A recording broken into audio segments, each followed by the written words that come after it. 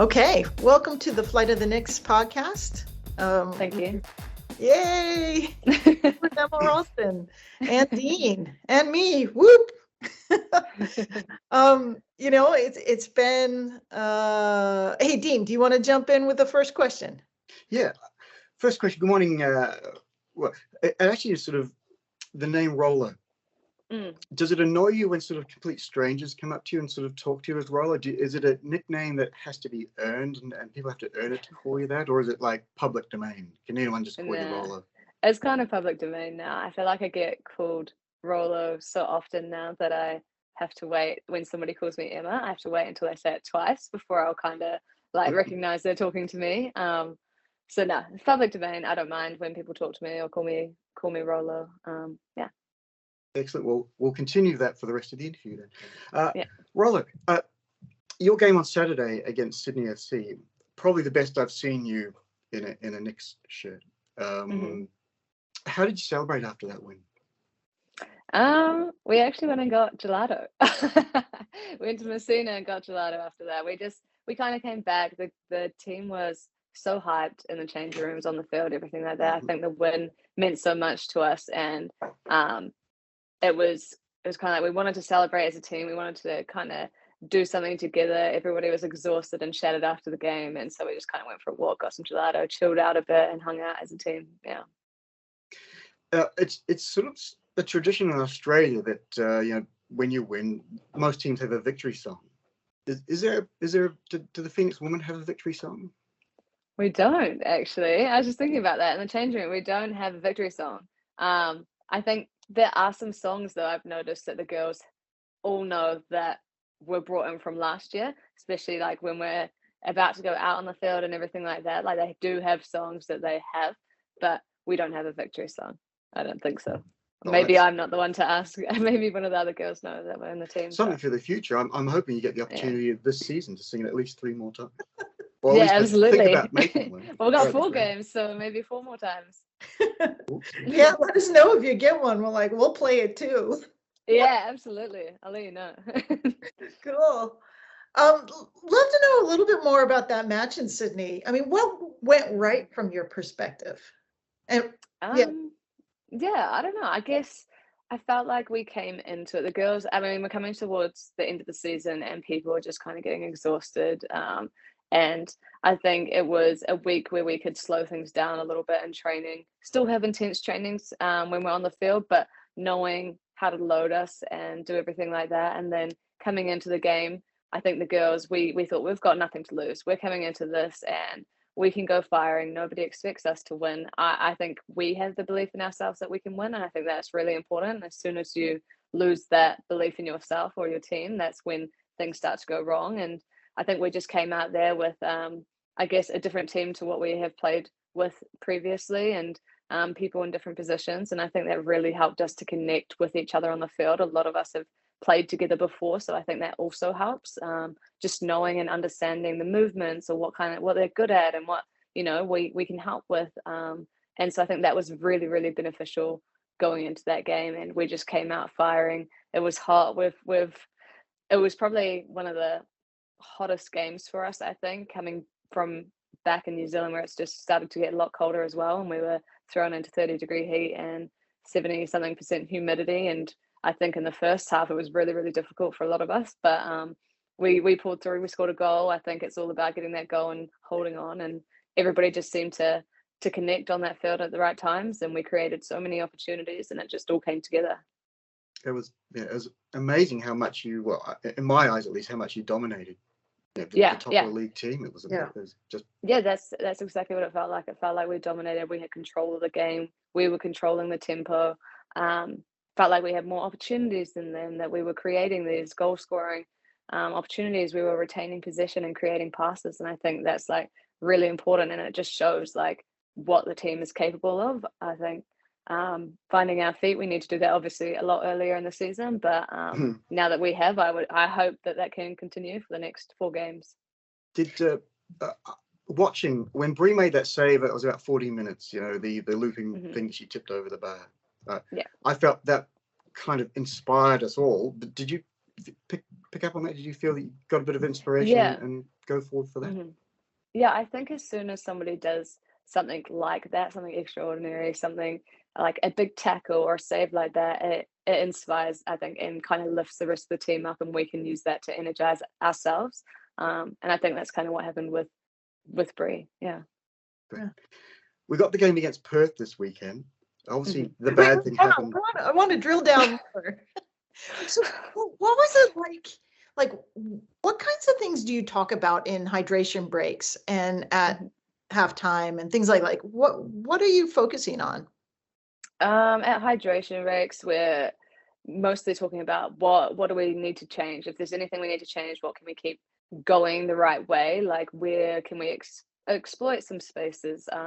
What can we do basically? Is there anything that we need to change? So that's what a lot of that is about. It's just a quick chat, maybe like 20-30 seconds. It's like, everything's going good, make sure you keep doing that, like control the game, like, or do something like that. It's just a quick comment. And then halftime, we come in and we talk as a group, as players, and just think about like what's going right and what's going wrong. What can we do in the second half coming in? And then the coaches will come in as well, and then we'll kind of talk with them about it and their observations, watch some video, and kind of go from there again. Just get some food and get some water and cool down. Yeah. Okay, so a bit of tactics, a bit of rest. Yeah. All right, bring it, Dean. Sorry about that. So you've got the game against Perth this weekend. Obviously, the bad thing happened last game. Is there sort of like, is that behind you? It's not like there's going to be any kind of tension or anything like that with Ella on the field. Well, absolutely not from my heart. On my behalf, I think I'm coming into this game as it's a fresh game. You know, I don't think it's kind of good to carry anything from the last game or anything from previous games. It's a fresh game. It's a new team. It's playing. You're playing for the points, and I'm not coming in with any grudges or anything like that. I'm just coming in and trying to do the job for my team and focus on what the team's going to do. We want to win at home, and that's my main focus. So I'm not coming in kind of thinking about that. I don't want to have that worry or stress on my mind if something is going to happen or if she's going to come in like that, as something that I can't control what she's going to do. I can only control what I can do. So I'm going to come in with like a fresh mind and be focused on the game and not on her or the previous incident. Excellent. You probably heard the news this morning about the Auckland license in a year or two, and Auckland having a women's team. You're born in Wellington, according to Wikipedia. Could you ever see yourself playing for an Auckland team, or would you? I was born in Auckland, actually. Oh yeah, Wikipedia is so wrong. Yeah, so I was born in Auckland. I moved down south to the South Island for 3 years, and then moved to Wellington. So I spent majority of my years in Wellington until I was 17, and then moved back up to Auckland and overseas and everything like that. But yeah, I could definitely see myself playing for Auckland. I think it's the team. I mean, I think that's been in the pipelines for a long time, having an Auckland team, and I think it would be great for the country. Especially, getting another men's team, another women's team in there, and trying to have another pathway and develop the skills within our own country, and being able to have that professional pathway, I think. But yeah, I definitely think I could see myself playing for Auckland if the opportunity arises, and that just happens to be where I am at that point in time. Then yeah, absolutely. Excellent. Yeah, as you say, it's a great opportunity, an expanded opportunity for New Zealand football. So it's great to see. Yeah, awesome. Denise. Well, I mean, let's get a little bit more into like who you are and like how you became the footballer you are. I mean, in talking about like little girls having like now a team in Wellington and a team in Auckland, that's like inspiring. Like most New Zealanders had a very different path to, becoming the football fern you are. Tell us about your journey. I mean, you mentioned it a bit, but just how did you become who you are? Yeah, I guess I started playing football in Wellington when I was 6. Whole bunch of us at school just decided we were going to go home and ask our parents, and we all joined a local club in Whitby, which was Western Suburbs, and I played with the boys. I was the only girl in the team. Back then there were no girls teams either. It was just kind of mixed and stuff. So I was the only girl on the team for the next 10 years or so. And I played with a lot of my friends the whole way through in JPL. And we did really, really well. It was great. I loved training with the boys. I think like growing up with them and being able to develop as they develop as well, and the quicker speed of the game as you get older, and just the quicker decisions and everything like that. I think that really helped me become who I am in terms of like technical ability and everything like that. And then after that, moved into the women's side with Karori and played there for quite a few years. And that's when we had like federation with Wellington and everything like that. So that's when all that kind of Wellington regional stuff kind of happened. Then I made the 17s team, I guess, when I was 14, and I did that that was like my first introduction into New Zealand football and under 17s and all that kind of stuff. And we had a few overseas tours. And then with my under 20s, I could do 2 under 20 runs because I was 17 for the first one. So moving into that, we had to move to Auckland, and that's when I moved for my last year of school and went to Takapuna Grammar, and that's when I was kind of based in Auckland. I had to finish my last year of school, stayed with some friends out there who also was in the team, and just kind of got involved in that. Then went to the next under 20s as well, but during that time I kind of had my back injury, and from there had multiple injuries continuing. But yeah, was based in Auckland for a bit, moved to Aussie when I was 20 and played for Sydney FC that year, and that was kind of my first introduction into professional football. At that point there was no Phoenix, there was no professional pathway through New Zealand, and I kind of wanted to get out and do that. I did look at America as well, but it wasn't something that I was completely set on. So moving towards Aussie and doing that, and then it kind of went from there to Germany and then to Norway, and then kind of back here for now, where I'll look to hopefully go back overseas after the World Cup. But yeah, back with the Phoenix now, back in Wellington after 9 years, and playing here has been really cool, and being back with like my friends and family and being able to just see them all the time has been amazing. But yeah, that's kind of my football journey till now. Are there any like people that stick out that you were like you'd want to give a high five or a shout out to right now? There's one. So I actually got involved first with like reps and all that kind of stuff when I was 10 or 11. Reps? And yeah, just down at like representation. It's like for your kind of okay, suburb area region. Okay. And it was Mick Waite. So I'm pretty sure he used to coach the All Whites at one point, but he was like a family friend, and we saw him at the supermarket, and he was like, "Oh, you're coming down to trials like the next day or the day after?" And we were like, "Oh, we don't know about it." And he's like, "Yeah, just come down," because it was for an older age group. So I always played after that, ended up playing with the girls that were 2 years older than me, because that's kind of the rep team that I made and moved forward, and that's kind of where I guess I kept making more steps. So I made the Wellington region team, and then I got invited to a under 15 New Zealand camp that was held at St. Peter's, and I was 11 years old, and I was the youngest by like the next oldest was 13, and that was CJ Bott, who's in the Ferns as well, one of my good friends. So like I was so young at this point, going into like a New Zealand scene when I was 11 years old, and that kind of just like carried on from there. But yeah, I do remember that happening, and that kind of being like a point where everything started kicking off. Nice. Dean? Taking you back to perhaps Whitby and 6, what's your first ever football memory? I think there was a game, and I can't remember, we must have been like 6 or 7 years old, and we were absolutely thrashing this team. I think I scored like 11 goals, and the guy just got the keeper. They just didn't want to play anymore. Like the team didn't want to play anymore, and that was kind of like my main memory of like the first game. And so we didn't finish the game. It was like kind of all over from there. But yeah, that one, and just going. We used to go to Taupo tournaments all the time. They were like once a year in Taupo, and our team would go every year, and they were just so much fun. Yeah. That's where I sit, is in yeah. That's where I live. Yep. Cool. Yeah, it was cool. Yeah. And go ahead, Dean. Bring it. Okay, well, just going on from the first memory, what's your most joyful football memory? Oh, that's a hard one. I feel like there's just been so many different memories for different reasons that have been so joyful. But I think probably being at the Olympic Games, honestly, like it was just such a high to be there. Unfortunately, I got knocked out in our pre-match game just before we got there.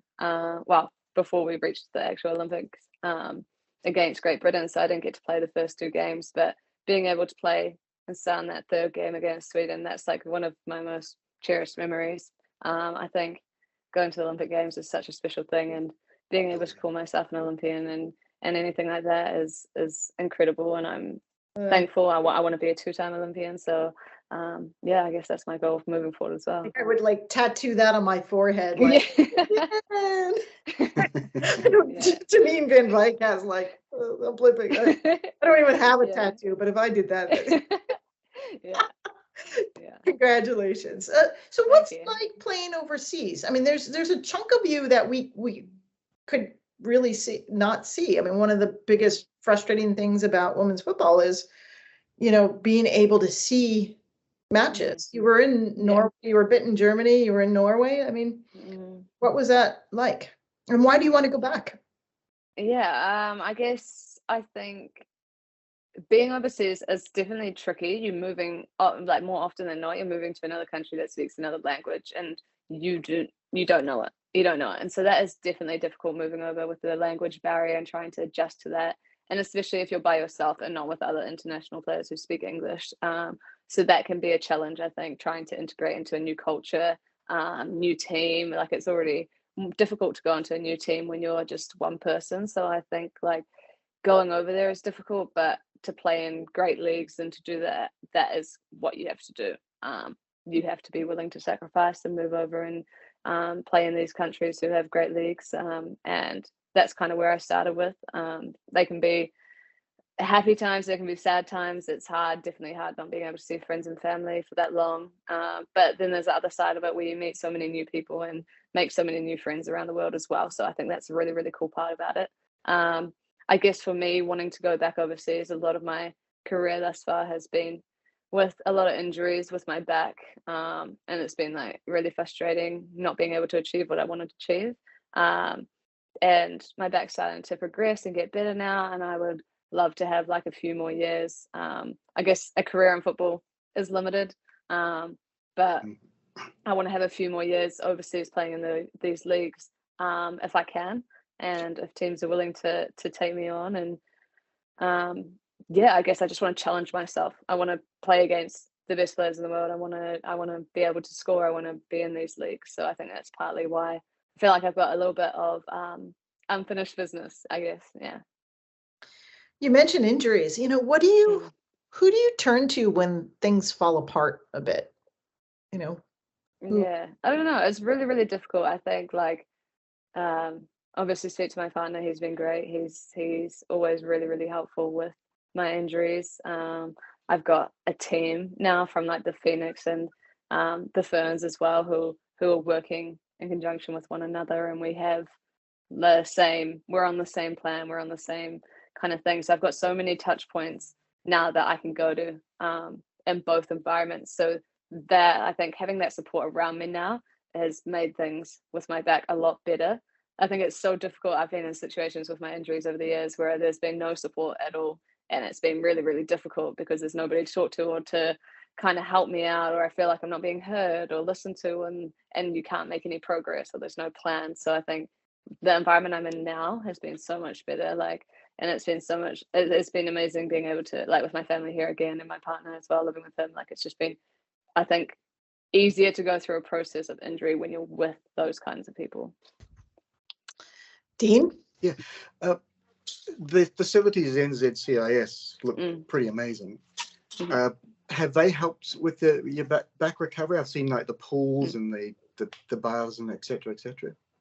Yeah, they're incredible. They're probably the best facilities I've had in any league that I've played in. They are genuinely incredible facilities. They've definitely been helpful. I go in a couple times a week and get physio. I go in and do some yoga with a lady and one of the guys from the guys team. I've been using the pools. The hot pool really helps me. Just heat on my back, so that's been good. We've got the sauna there as well, which has been amazing. My back doesn't react so well to cold, like my nerve pain doesn't react as well to cold. So everything else though has been like incredible. I can go into the gym is incredible. So for my rehab, that's been so good to get in there and be able to train and progress my weight now and be able to lift weight, which I couldn't do a couple months ago, you know. So also being able to get in that cardio, like on the machines that they've got, the assault bike, or they've got the indoor turf where you can do some running and stuff. So it's, the facilities are incredible, and I believe that they've definitely helped me. Awesome. I mean, on those facilities, are you gonna, like, Sweden has them? I know. Yeah. I'm like, yeah, I actually think it gives them a distinct advantage in preparation. Makes me, you know, kind of go, I mean, are the Ferns going to be able to get in there, or is it just all Sweden?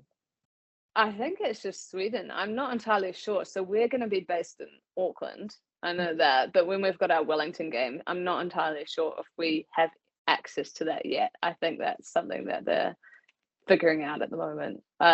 But yeah, that is, like, Sweden are incredibly lucky, I think, to have that as their, like, that's the best facility in New Zealand, hands down. So yeah. I know. I'm yes, they very, very lucky. Good on them for getting that and securing that. Let's talk a bit about the Ferns. Dean, do you have something? Yeah, look, obviously you're a striker, and I'm guessing that's your preferred position. But if you said, look, we need to go goalkeeper for this match, you know, is it, I mean, tell us, I'm guessing striker is your preferred position, is what you do. Yeah, striker or attacking mid. Yeah, one of those two, 10 or 9. Yeah. But yeah, I mean, if she said go goalkeeper, I'll go goalkeeper. You know, exactly. Like, if you have to step up, I want to be on that field, and if that's the case, then yeah, absolutely. If it's the only way to get a Fern on, then you'd do it, wouldn't you? Yeah. That actually happened during the playoff tournament. I can't remember what team. Really? Yeah, it was one of the South American teams. Oh my gosh, it's crazy. Field player. Yeah, that's right. Yeah, someone got sent off. It was like the last. That's insane. 5 minutes of the match, please. Yeah. Oh my gosh. But it was crazy. Was it Argentina? I don't want to get it wrong. Okay, yeah. It was incredible though, and they did it. The goalkeeper had to make some pretty basic saves, but they made them. Wow. I mean, fortunately, they had a little bit of coordination then. I mean, ballers. I mean, using their hands. Yeah. Well, so, Charlotte Lancaster was that close to being goalkeeper last season. So. Yeah, I heard they had to cut her up, get numbers on the back, name. So tell us about what you know about what's coming in April for the Ferns. In April, there's a tour overseas. So I think that's going to be announced soon. Unfortunately, I'm not going to be able to go on that. Just my back. Yeah, I just need to get a little bit of consistency with making sure it's right and that it's not going to fall back into having an episode or anything like that. So just giving that a little bit more time. But yeah, we've got a Ferns tour coming up, which will be the last tour before the World Cup, which is the most important thing and what I'm working towards now. So that's coming up, and then we'll have a camp in Auckland for all of the domestic-based players. So kind of all of the A-League players that are based in Aussie and New Zealand to still have a training environment for May and June, while everybody else is still overseas. And I think that's going to be really, really beneficial because we need a training environment. I don't think it can be out considering we're going into a World Cup. So we'll have camp up in Auckland, and I think that will be really, really good for us as well.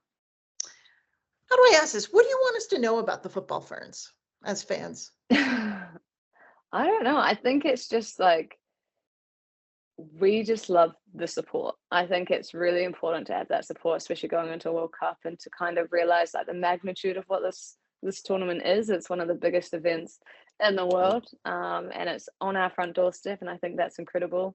I think it's easy for people to dismiss us or kind of look at our results and say they're not good, they don't do this, they don't do that, and it's easy to judge from afar, but it is actually an incredible sacrifice, the things that these girls and we do. It's a 24/7 job, it's making sure that everything's going right, and we have a plan from the coaches that we're following, and we have to do, I guess, the best that we can from there. But there's also the accountability on our end to do what we need to do to make sure we're prepared. And I think leading into this World Cup, it would be incredible to just have that backing and support regardless, and know, I think that can help push us and be a 1%er and making us better, having that support and being there. And I think the girls will turn it on. The girls know how much this means to all of us, and having the opportunity to play at home for a World Cup is incredible. And I think that's going to be something that's going to drive us in this World Cup. We know we can get out of this pool. It's just about getting those results and making sure we're all doing the right things to make sure we're there. Yeah, New Zealand is, it's really, I was at the USA, I was at both the USA matches. And it was incredible. Once as a fan, once as a reporter, and it was incredible. Anytime like anything good would happen, and particularly in Auckland, like they would just go, it's like you just beat Crystal Dunn, and I'm hoping that will obviously continue, and I think it will. I mean, you had a rough spell with this 3-game series again. You all had different agendas. These teams were really trying to get into the World Cup, and you were trying to gel. That's it. That's exactly it. And I think like that was also a new formation that the girls hadn't played as well. And I think you have to kind of look at that and whether that was, I guess, the right thing to do at that point in time. So it's I think it's just there were different agendas from different teams there, and we didn't fulfill our agenda anyway. So it's like making sure. I guess there were some positives that came out of there as well, but it's just. It's better for that to have happened now than closer to the World Cup or in the World Cup. So, is what it is. And the only thing you can do is like move forward and focus on other things that you can do in this next tour. Speaking of World Cup, your first match is against Norway. Yes. I mean, you would know a thing or two. I mean, are you have a translation guide for your? No. I mean, you must know. I mean. I know a little bit. Norway is such a tricky language, honestly. Like sometimes I'm not even sure when a word starts or ends. It's just all in one. But I definitely know some words. And we'll be helping the girls. There's quite a few. Like the girls in our team. It's funny how small the football community actually is, and who's played together and who hasn't. Somebody always knows somebody. So I think there's quite a few girls that know girls on the team. I think it's going to be a great match. I think we're pretty evenly in terms of we're evenly matched, So I think it's going to be a great game, and having it at home, and it's the first World Cup we're going to be coming out with like a vengeance to try and to get those 3 points. So I think it's going to be an amazing, incredible game. Yeah, it's going to be amazing. It's going to be a very proud moment for New Zealanders to open up a Women's World Cup where 1 billion people watched the last World Cup. Yeah, it's going to be massive. It'll be massive. No, for sure. So I think we'll just wind it down with some fun stuff. Yeah, easy. You want me to start, Dean? I mean, this is like we forgot fun, kind of serious, but then it devolves into just madness.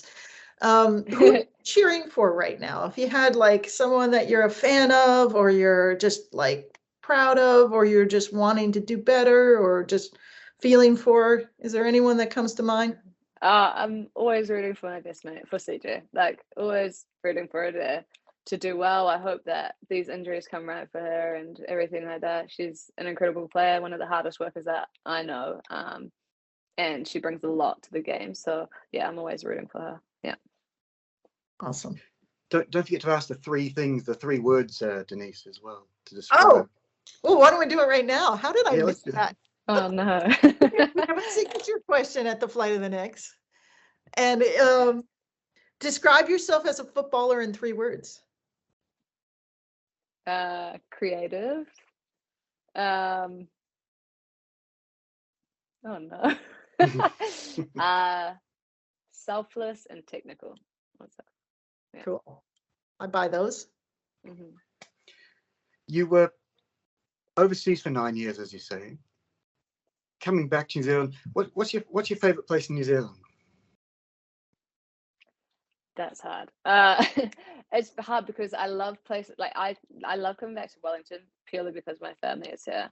In terms of like, I also love going down to Queenstown because it is the most beautiful place like in our country. And I love going down there and the fun that I have with my partner and other people. But then I'm a summer girl. I love the heat, so I also love the Coromandel. So it's really, really hard or the Mount, So kind of have some like core places that I always go to that I think are my favorites. 3 equal. Another question. In New Zealand, if you could play for any team, irrespective of sport or gender or anything like that, and you could just say, yeah, I can play for that team, what team would that be? I reckon the Black Ferns. I think they're an incredible team who works so hard. The culture just seems so fun and so professional. Yeah, like there's always they're always laughing. They're always having a good time. That's what you see from them. They've won so many things. They've achieved so many things. I don't think they quite get the recognition that they deserve. We've had a few of them come into our environment and just chat with them, and they're so down to earth and easy to get along with, and just like good people. So yeah, probably the Black Ferns. Yeah. So used to be the All Blacks for me, but maybe the Black Ferns if I could get one. Definitely. Absolutely. Do you have like a favorite like sports team shirt? No, I don't. Yeah? I don't. No. Just wondering. Any of the jerseys you kept, or like what do you call them, slicks or kits? Yeah. I've kept my jerseys. I've kept a few when I was younger, 17s, when we did like shirt swaps and stuff. Same in 20s, got a few of those around. But yeah, I usually keep my jerseys or pass them to people who are important to me. Like if somebody asks for ones, or sometimes I'll give them away to fans as well. Yeah. It's nice. Who's the most, I mean, if you've done a swap in an international or something like that, is there one that you really treasure that you perhaps have on your wall? I've never done it in international, like in terms of ferns. So I think that would be probably a little bit more special if I was able to do one there. But I haven't swapped with anyone yet. Maybe at this World Cup, I'll swap with somebody and get a goodie. All right, similar question, but not. If you had to raid a teammate's closet, and I'll let you go Ferns or Phoenix, Oh no. who would you raid? Okay, give me 1 sec. You like someone said yours once. Yeah, it was probably CJ. He's got good fashion. I mean, CJ has pretty good fashion.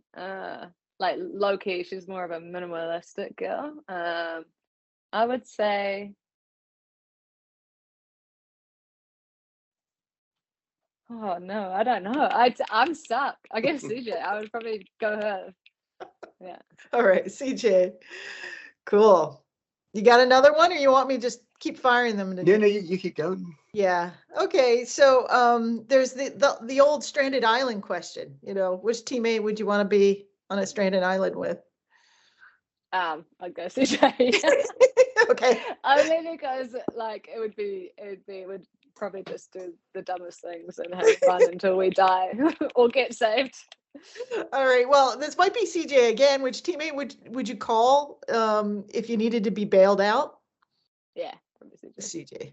All right, Dean. And which teammate would be responsible for you getting into jail in the first place?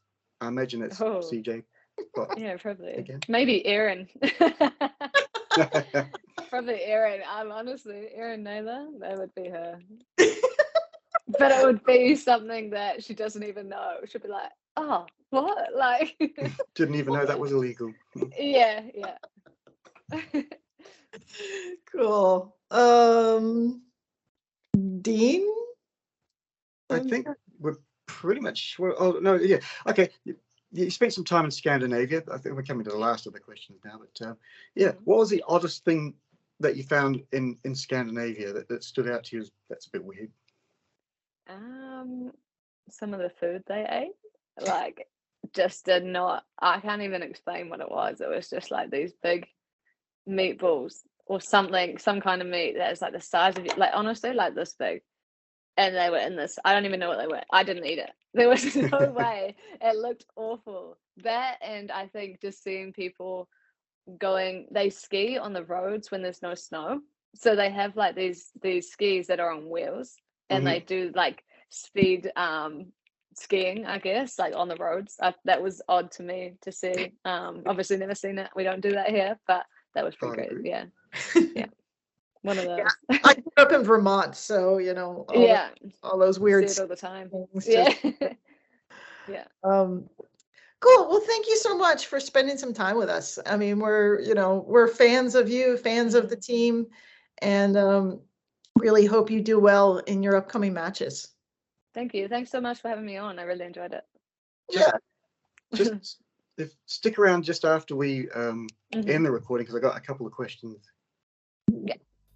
No worries. Okay. Thanks everyone for joining us today, and go next. Woohoo! See you next time. Thanks,